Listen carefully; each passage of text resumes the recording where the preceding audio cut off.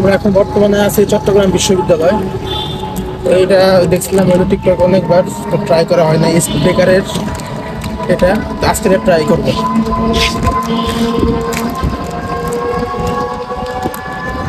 আবার কেন রুটির মধ্যে দুধের ক্রিম থাকে না কি থাকে জানি না, এই যে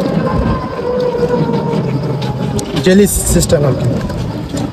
তো ট্রাই করি, হ্যাঁ, বিসমিল্লাহ।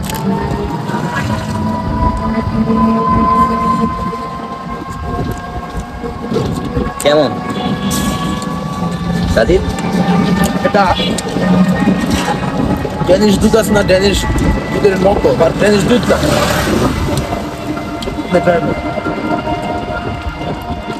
বাট ভালো লাগে। বাবা,